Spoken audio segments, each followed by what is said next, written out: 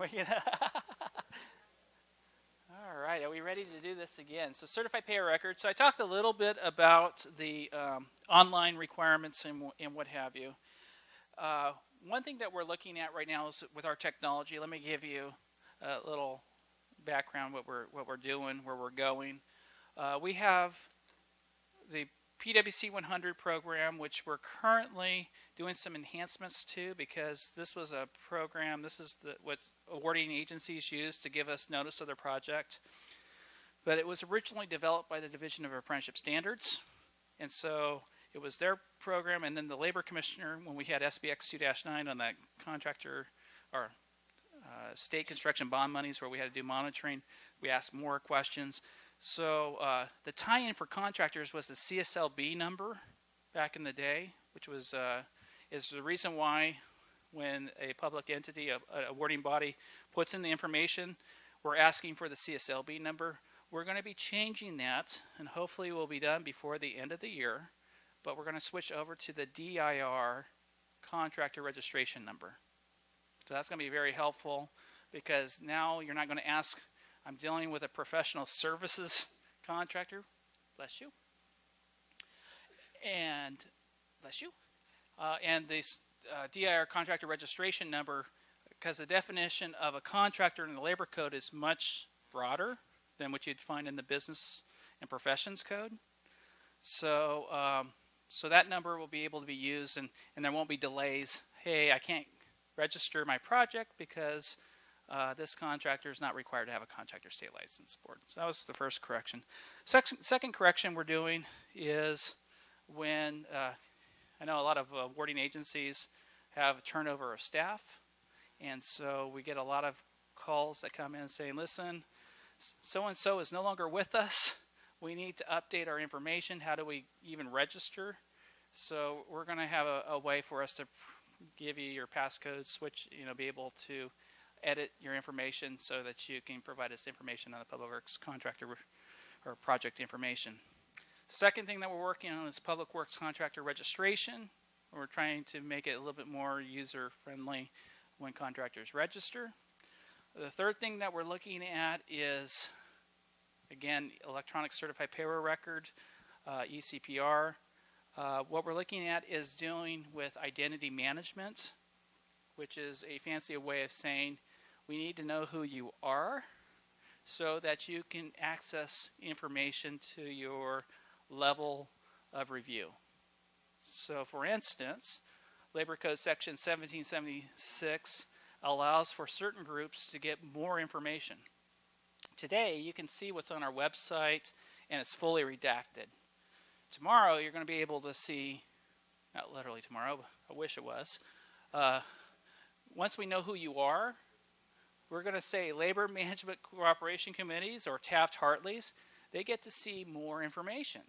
So if I'm a Labor Management Cooperation Committee, I can see everything on a certified payroll record with the exception of the certified payroll record, or certified Social Security number.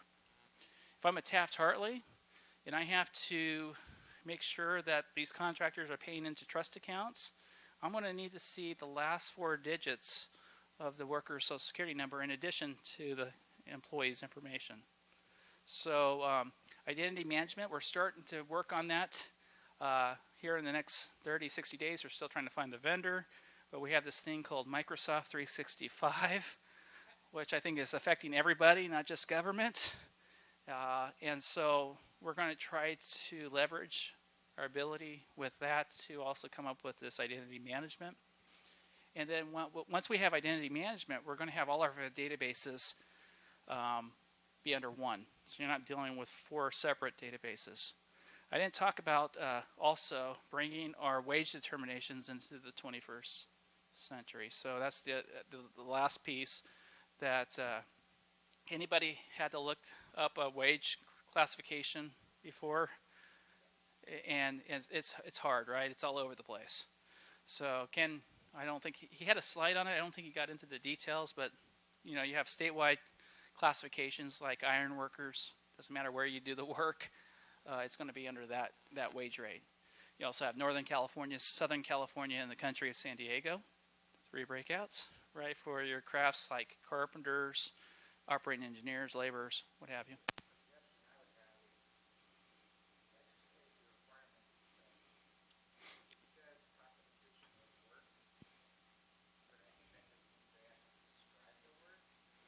No, so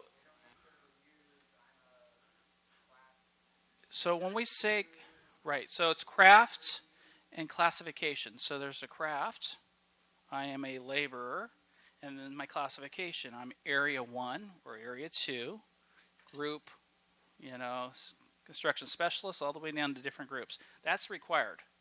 It's already required in the law. So when you see a certified payroll record that has something that you can't recognize, you can reject that and say, we need to know what craft or classification you're talking about. Okay? CPRs? Yeah. Now that we have SB 854, I've run into several public entities that think that they don't have to do anything any longer. Like, they don't have to get certified payroll, they don't have to monitor projects or check for anything. They sort of just wash their hands of everything. What's the law there? Okay, so the question is, we're dealing with public owners, warding bodies that say, we don't have to do any labor compliance. We don't have to look at certified payroll records. We don't have to do anything. The Department of Industrial Relations is doing everything. And that answer is not a good answer, and I'll tell you why. First, a couple things. There's this place that makes laws in Sacramento that are already looking at the situation to say, how do we allow the labor commissioner to issue citations against awarding bodies? The state of Oregon already has laws in the books that allows them to go after their public owners. So that's the first thing. Second thing is, you don't want us to have new laws. We have a lot of laws already there. Just comply with what the law says today. Labor Code Section 1726 says that all awarding bodies must take cognizance of all violations on their project. You can't just say, I didn't know about it, because and I'm not going to look at certified pay records. If I don't know about it, then I've met my legal obligation. Problem is, you have fiduciary responsibility on how those tax dollars or that public funds are being utilized. And so one of the issues we have is that when you do have violations, it also says you don't have to take action other than to tell the labor commissioner. Tell the labor commissioner. So you should be doing, at minimum, periodic reviews of certified pay records. We're not saying you have to be a labor compliance program and meet all the specific things that were required for the labor compliance programs. But to do nothing is the worst, because that's just going to feed into the evidence that says that awarding bodies are derelict in their duties of administering their contracts. So then the question, private, that gets a little bit more nuance, right? So really specifically, when you get into private, public, I mean, that it's a little bit more challenging than a traditional public works where right? And of course, even the definition of awarding body, I can tell you the Associated General Contractors don't, like that the labor commissioner's attorneys interpret that agent could be a private developer, and the director's office looks at it and their attorneys have a different interpretation. So what we need to do is then better define what an awarding body is.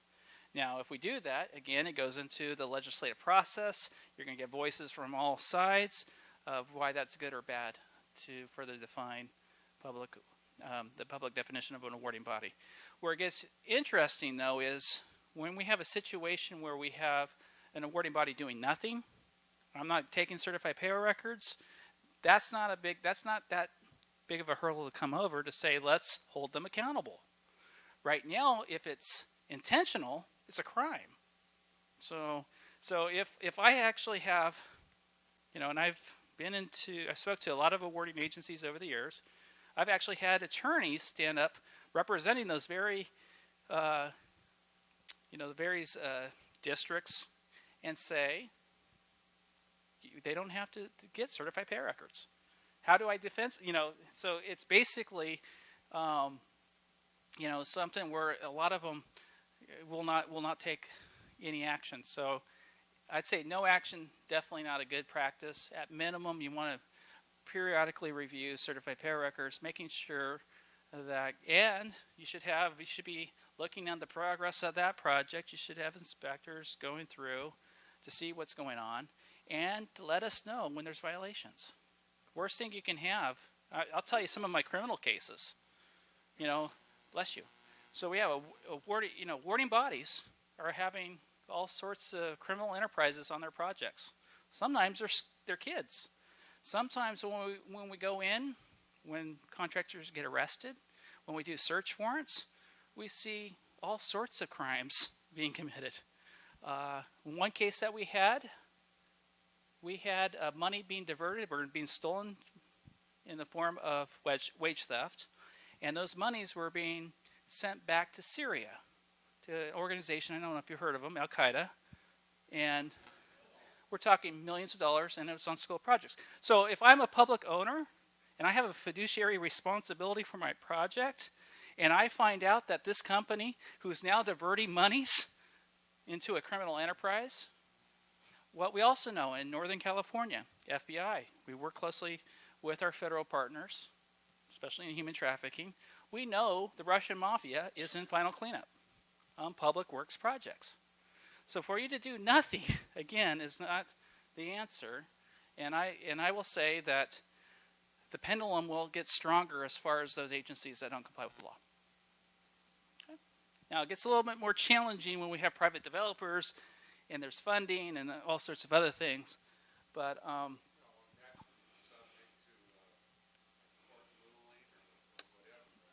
right. Maybe in the future we'll get Yeah. So getting back to our technology, once we have identity management, we're going to be able to know who you are. So public owners will be able to see certified payroll records. Now, with that being said, I mean, that's only a small, when we looked at awarding bodies, there's a segment of public agencies that do an amazing job. Awarding bodies have the authority to withhold monies. They have the authority to do this, almost everything that the Labor Commissioner's Office can do. They just have to tell their contractor specifically what violations they can, and be part of an administrative process that our folks do. So there's a lot of power that awarding agencies have too. I know Shirley's here. She worked for the city and county of San Francisco for many years and worked for the Labor Commissioner's Office prior to that. And you look at agencies that have very strict requirements, and they go even a step further. They say, whatever rate, if there's more than one craft that claims the work, it's going to be a craft that's at the higher rate. Is going to be recognized by the city and county of San Francisco. So they even have stricter rules than we do in certain things. Okay, we got the next slide. I think we talked a little bit about it. So I didn't finish my story with our Contractors Association. So last November, had a big meeting with the director, myself, and various folks. And one of the things was there was some challenges. Most of this Contractor Association recognized mostly signatory contractors, but not all the signatory contractors were signatory in all crafts. Make sense? Right, so there's some companies that may have 3 or 4 different types of that were signatory to certain crafts, and then maybe 1 or 2 not that they weren't. But there was so many different trust fund accounts that they were dealing with, and they couldn't use our XML upload. And so we've been working closely trying to get contractors to use the XML version, which we've been working with all the various software companies, the LCB trackers, the Elations, the MyLCMs, the EMARs, and there's a list that's on our website. They already have our schema, so if you're already using those types of software, all you need to do then is to literally just push the data into our data and certify that data is correct, and certify it again to have an electronic signature, and it's done. Well, these groups couldn't use XML, and so they were having a lot of issues because the data system wasn't saving the information, and so we looked at ways of enhancing the data entry system. And by doing that, It took us a little while to do the enhancements. And so from last year through the end of last year through the end of July of this year, there was a reprieve. We didn't require contractors to upload using the data entry system.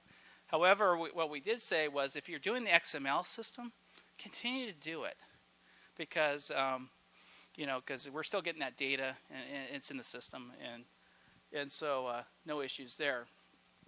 Now what we did here, we did the enhancements, then we had the public owner saying there's not enough information here, right? In the ECPR, I talked about not only did we truncate all the various types of employer contributions, but we also asked just for what is your total deductions. We didn't ask for a breakout of the deductions, and we just asked for travel and subsistence. How much are you paying for travel and subsistence? So it was really meant to be just a preliminary audit to meet the requirement in the labor code to submit certified payroll records. Now there are 2 exceptions to submit certified payroll records. We gave an exception to any project that had a project labor agreement. So if there's a project labor agreement, there's no requirement to use our online electronic certified payroll record system. And second is if you're a labor compliance program, and there's 4 that are recognized, then you don't have to use our electronic certified payroll record system. The 4 programs, anybody know? LA Unified School District. These are actually state or city or county. Caltrans. So LA Unified School District, Caltrans, County of Sacramento, and City of Los Angeles. So those are the 4. So if you're doing work, if a contractor is doing work for those 4 agencies, they're not required to provide certified payroll records. Now we do have certain projects still. Prop 84, does anybody deal with Prop 84 funding? If you have it, there's a requirement under the proposition that you have a labor compliance program, and so the DIR will approve that public owner specifically to that funded project. But it's not going to be exempt from the reporting requirements like you would with our what we call legacy labor compliance programs. Okay, so how do contractors submit certified payroll records?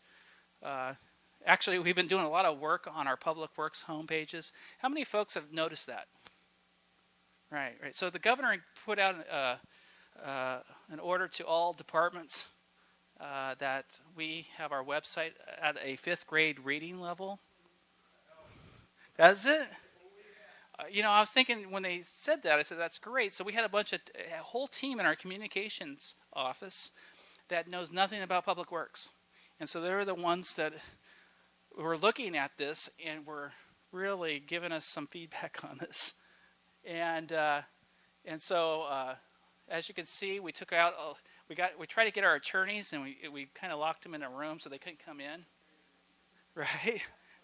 And so it's trying to provide the information as user friendly as possible, and so we actually developed green buttons. So if you saw that, last year at this time, if I was to show you a screenshot of this, you would have seen 2 paragraphs of legal information and then some hyperlinks. And so this is a lot better system in a sense for your contractors who may not be as technically savvy or what have you. When we created this certified payroll reporting electronic version, we were hoping that most of the contractors would actually submit using that XML file, and we're hoping that that number would be around 80%, and we found just the opposite. About 23% right now of contractors are using XML. So what that means is every week for those other contractors, they're entering payroll online. So they're clicking that button, they're going in, they put in the name of the employee and the social security number. It does populate what they put in the craft and classification.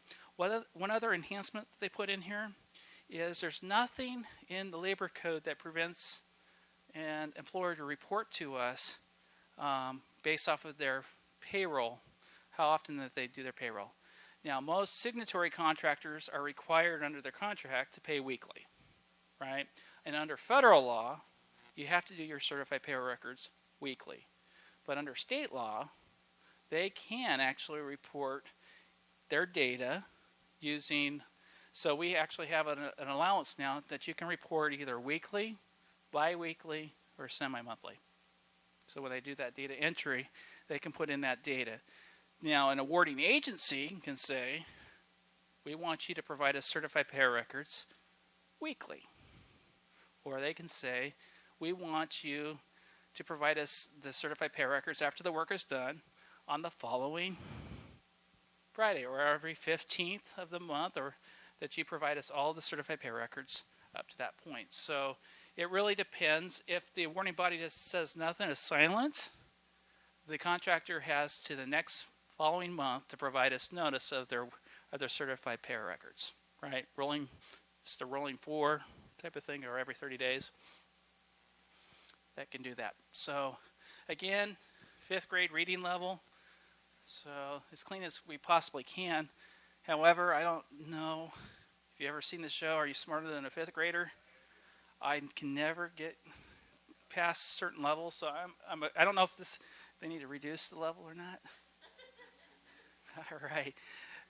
Yeah, it's bad. ECPR search. So this is the area, if you have the DIR project ID number, probably the easiest. You can actually put in the DIR project ID number search, and it will give you all the certified payroll records that were submitted to that project. Anybody do that in the past? And you get the data? Okay. One thing I like to see better as we move forward is better indexing and also relationship. And so that's one thing we're going to be working on ECPR is that relationship.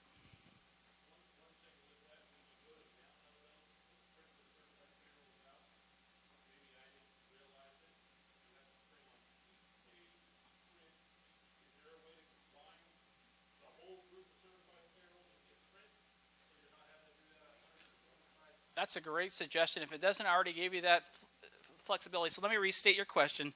Is there today you have to go to each individual certified pay record and print? Is there a way that would be better that you're able just to hit, I want to see all certified pay records by this project, and hit one batch type of, or highlight based off of what contractor and what certified pay records you want? Actually, that's the way it should be. So, and if it's not today, which it doesn't sound like it is, this is something that we need to make sure it's in our business requirements as we move forward with our ECPR enhancements. But eventually, you're going to be, what we're looking at with identity management is to have a lot more functionality to be able to say, okay, hi Ron, I see you here today. Do you want to look at certified payroll records, or do you want to enter a project information, or whatever it is? It's going to give you a little bit more interaction there. Okay. So what classification? Kind of, this is what Ken was speaking. He's the attorney that represents the folks at the research unit. This is actually a pretty good slide here, because this slide actually, anytime you have an issue with craft or classification, there is an email, statistics@dir.ca.gov. A little bit more what's the word I'm susceptible? I know, I was reading my mind. Jerry. Yeah, so anyways, if you call, how many folks have called the 415 number over the years? If you do, ask for the public works analyst on there, and if they try to refer you to the labor commissioner's office, we're not in the business of craft or classification issues, but if you're having any issues, let me know. And I'm going to give you my email address myself, so if there's issues that come up. Now, give me some time, because I do travel a lot, and I get a lot of emails. So my email address, real quick, is erood, that's E-R-O-O-D, at dir.ca.gov.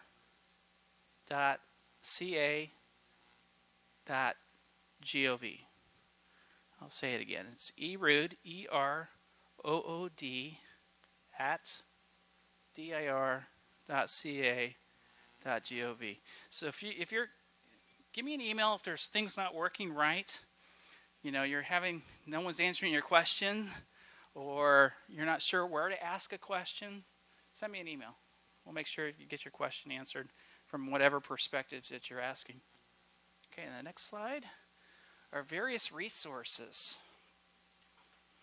So this is kind of nice. Like I told you before, everything that we train our investigators is on our website.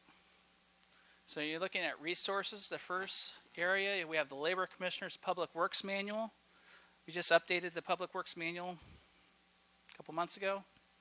And so you can, if you go online and you hit Control F, you can put in keywords. And that's a really easy, that's how I try to do a lot of my research and stuff. But it's going to give you an idea. How does the Labor Commissioner look at certain things? And what is the position of the Labor Commissioner on giving employer credits to annualization, all sorts of topics that might be of interest of you. We have other resources as well. I think one of the big things, and Ken wasn't able to hit on it, but it's the coverage determinations.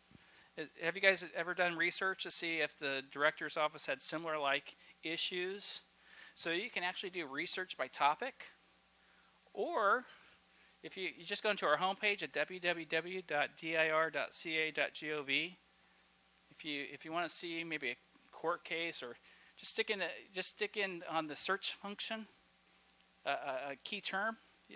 The system will research our database or our website, and it might be another good way of getting information. Of course, we're required under Labor Code Section 1741C to provide you information when contractors fail to pay outstanding final debts. So all these contractors would be prohibited of registering, and if they were to lie, saying they didn't have a judgment when they did, they've just committed a Penal Code Section 115 felony. So yeah, there's a purpose, a reason why there's, everything's under penalty of perjury on there. We also have our contractor debarment page. We have a lot of debarments that right now are on the tarmac, basically lining up. One of the issues is we're in the process of hiring more attorneys to be able to prosecute these cases, because we have actually now more cases, because we both represent on the hearing side, the hearing officer and the prosecuting attorney. Yeah. Exactly. So, and then of course the various types of resources we have with we have the online tutorials. Have you guys gone into the online tutorials on how to use? It's really professionally done. I thought that's one of the better things that I've seen our communications team put together, but it's really amazing.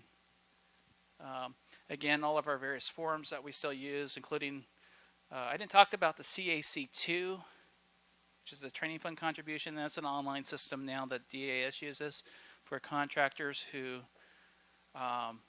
pay in the training fund contributions. If they're not paying to an approved program, they're paying into the California Apprenticeship Council. Do you know where those monies go?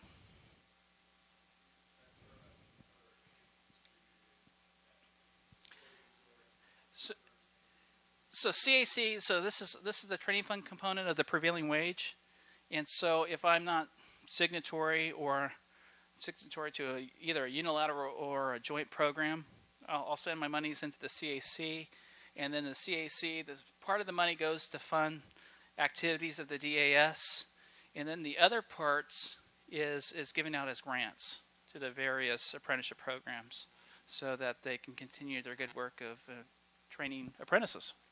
That's where they go.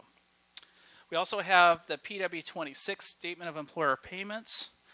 This is a little bit more for our deeper audits. We want to know, okay, you say you're taking a credit for health and welfare and pension. We want to know who you're paying to. Give us the information. And then we want to see your actual checks, and we want to see how it's broken out per worker in order to do the credits and what have you. And of course, we have our complaint forms that I imagine a few of you have used over the years. Okay, next page. Oh my goodness. See, I didn't put this together. I never put things I can't read. But we're trying to update our frequently asked questions and to make it a little bit easier for based off if you're a contractor perspective or you're an awarding body perspective. And so one of the things that I've been working on has been assisting with the Western States Trucking Association. These are the groups that, gets into the question of also, is this a public work or not? Am I a bona fide material supplier? Or am I a contractor and have to be registered? And depending on what you're doing, it could be one or the other. And so trying to put together, I think I started this morning saying public works is hard. It is, because there's a lot of nuance on it. And so in situations with these huge transportation companies, so I'll give you a couple of scenarios just to give you an idea of what I'm talking about. So if I'm a big construction contractor, I might also have, a tractor, big, truck with a low bed that I might use to haul my backhoe or my dozer or what have you. And if I'm doing work, I'm already a contractor under Labor Code Section 1722.1. And hence that activity of getting that dozer or that backhoe onto that public works project would be subject to prevailing wage. No questions. However, if I'm that same contractor and I call XYZ Transportation, who's in the business of what? Transportation. Can you take my dozer and my backhoe, have a project in Monterey for the city, county, whoever, and I just need you to drop it off. And that's what they do. They drop it off and they move on. They are a bona fide material supplier. Soon as they do something where there's a requirement to pay prevailing wage, they are no longer a bona fide material supplier, and they're a contractor, and hence have to be registered, do certified payer records, and what have you. So that's the challenge, right? And so when you're in a full room in the transportation industry, can you imagine being a bona fide owner-operator as defined in the motor vehicle code to make this determination? Do I have to pay public works or do I not? Now, we actually have dump truck drivers. We have this thing in the labor code under 1720.3 that deals with the hauling of refuse, which is further defined as everything is refuse with a very small area of recyclable types of metals, copper, aluminum, or what have you. And so I might be everything that I do may be a bona fide material supplier, but because the statute says I'm subject, I'm now a contractor and have to pay prevailing wage. Okay? So again, this is a frequently asked questions. We talk about the first question, what is an awarding body? That's defined in Labor Code Section 1722. Do all trades need to be identified on the PWC 100? What we tell public owners, give us what you know. We understand that you're not going to know necessarily every contractor that's going to be on your project, but at the time of the notice of award, the law says you have to give us that notice within 5 days. So once you have that, give us what you do know. And we know under the Public Contracts Code that you should have a subcontractor list for all contractors that is value of the total project cost of 0.5% of the total project. So give us that information. Okay. So how many folks are actually get our Newsline? Anybody? Nobody gets our Newsline? No wonder. That's good. So you may be already on the Newsline. Didn't know it. So last December, we had those meetings with this various contractor association. We needed to say, how do we reach and I think our population is probably over 100,000 people that are very interested in prevailing wage public works laws. And so we wanted to get information as soon as it becomes pertinent to everybody, and the best way to do that is to send you an email or a Newsline. And so how many folks have trouble sleeping at night? So alcohol, yeah. And in those days, when you can't handle the alcohol, read some of our determinations or Newslines. Should be able to get you to sleep. Now, actually, we've got some really exciting stuff. So right now, one case that's going to be hitting here in the next 60 days or so, it looks like when I go into the DA's office, it looks like CSI. We have 26 individuals currently named, 4 different companies of money laundering operations, stealing millions and millions of dollars on your projects. And so, we're looking at conspiracy. We're looking at human trafficking, all sorts of things. So we have a company that's a construction company. They're sending their money. They're having the workers sign the back of the checks. They send it off to a payroll services company. The payroll services company says, hey, we're doing fantastic work. You know what? We're going to take half your wages, and then we're going to send that money back to the worker at a reduced rate.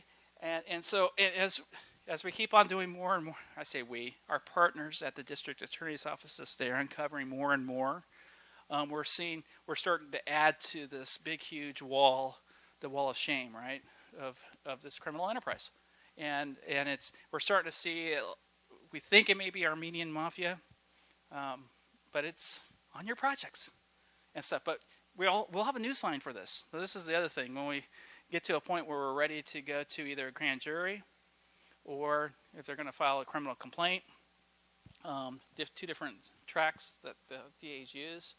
It might be it's an interesting way to get information. But also, anytime we have changes in technology, we can get you that information as well. So how do you get our Newsline? Go to the next slide. Again, just go to our www.dir.ca.gov. On the right-hand side, if you guys already, there's that wrench. Just click on the wrench. It'll give you our Public Works homepage. Now, what's unique about our Public Works homepage is that it's not owned by any particular division within the department. Everything else we do is very specific to the various division or unit of the department. But for Public Works, we have things that will apply by the Labor Commissioner's office, things from our Office of Directors Legal Unit, with Office of Policy Research and Legislation, DAS. So once you are on our Public Works Newsline, you're going to go ahead and get DIR email updates. So if you see what's new, there's an ability to subscribe. And so if we go to the next page, as you can see, you see the wrench? 3rd item down. Looky there. You can either do it this way, get DIR email updates, or you can go into our Public Works page and we have another place to get it. And on the next page, that's all the pretty screenshots of our website that was put on there. You can, where do we contact for certain information and certain questions? And so, again, if it's dealing with enforcement, you're going to want to use that Public Works at DIR name. If you're having issues, because they're getting thousands of emails in there, let me know. Because if you haven't gotten a response within 72 hours or longer, let me know. Yeah, I've heard that somewhere before. I'm saying 72 hours. The reality of it is we're trying to streamline it to make it better, because we're getting questions in Public Works across the board. Sometimes it's about labor code issues. Sometimes it's public contracts code issues. So we're just dealing with a lot, and then we're dealing with a lot of duplications. ECP. We used to have 6 different email addresses that involved Public Works, and so for whatever reason, we consolidated it to one. But the public still has all 6 email boxes, so sometimes we get 6 questions to the one email box. So that's also adding to some issues and what have you. We do have a call center at DIR. I also need a feedback. If you do call there and you're having issues with that, let me know. But that's at 844 Labor DIR. Information on that. And that's it on the slideshow part of it. How are we doing with time? What? Yeah, so maybe we can go through the website and all that fun stuff. CMAS contracts, NJTC, there's another couple of entities out there. You guys, are we still exactly the same? Are they required to follow all of this information? The only reason I ask that is they're starting to write very large purchase orders, $1 million plus, under a program that was set up to buy pencils that Okay, so there's a lot into that question. So the first question, so make sure we get it on the recording, is does the Labor Commissioner's Office and DIR, do they enforce CMAS types of contracting? And I even go down to the Master Services Agreements, right? And the MSAs, which then I then, I have 4 or 5 contractors that are on my list that I can, if I have a leaky roof, I can go and call. There's dollar thresholds, and I've seen some agreements that, like you said, are quite high, $500,000 or more. I know I was down in San Diego. The airport authority down in San Diego actually has a lot of these master services agreements that they can call in various types of contractors to do public works. The answer is yes, right? We don't care about the procurement delivery method. What we care about is the project construction, alteration, demolition, installation, maintenance work. Is it done under contract? So it's not force account. Is it paid in whole or in part by public funds? Does that meet? And so that's really what we're looking at. So with anything, whether it's FORA types of projects. When you're doing that, some of the problems we run into with several types of structures, with our LCP, the bid ending. Great question. You guys want. I mean, Yeah. these things, So fantastic. I appreciate the question. So what happens, what date are you to use if you're a contractor if the project's not required to go out to bid?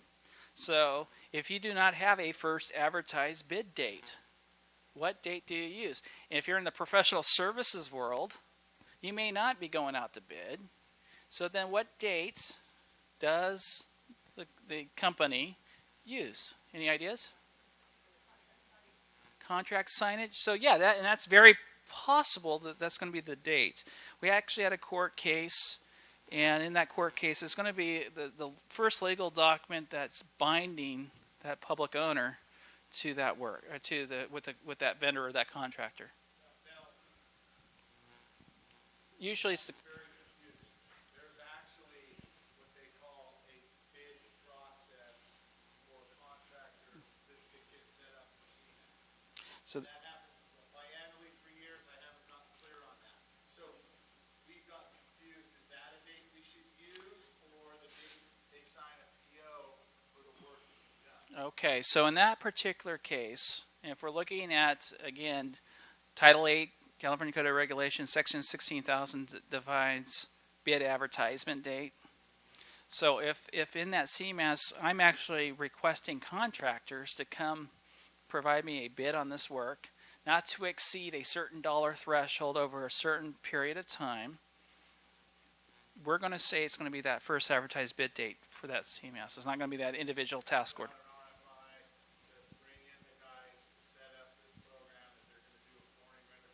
That's right. That's one reason why awarding agencies like to use these, because they can lock in their rates on the front end for work. And there's a lot of times in these agreements, there's annual renewal triggers, right? Saying, okay, either we reserve the right to cancel the project at this date or to continue to the next year. So a lot of times they vary between 3 to 5 years.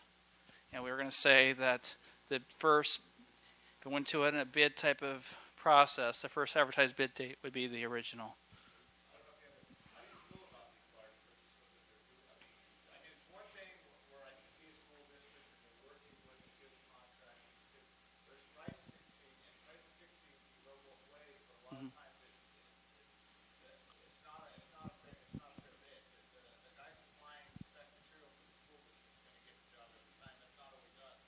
It's not always them. Right. And the person that really profits is the manufacturer. So we're not getting a true competitive bid with what we would call a cut ball scenario where your pricing is similar. You might have a little edge because of your volume, but I mean they're doing 3 football fields and stadiums, $2.5 million POs. Wow. For the synthetic turf, the bleachers, the lighting, the Wow. track. That's a little outside. Yeah. My understanding of and that's a question really that gets into, you need a public contracts code specialist to say, is there any violations? Yeah, no, and there's a whole group. They're headquartered in the Bay Area, I believe, Martinez. And yeah, so they're actually are very good with the public contracts code to give you a little bit more. Yeah, I mean, you're just looking at construction at that point in time. So there might be violations of the public contracts code, but I don't have the authority to speak upon that. But yeah, crazy. Ooh, is that like our web page? Yeah, look at there. That's our sister division, workers' compensation, all that fun stuff. Should we take a 10-minute break? 10-minute break, and then come back and we'll go through the web pages and stuff. Talk about where to get information. Awesome.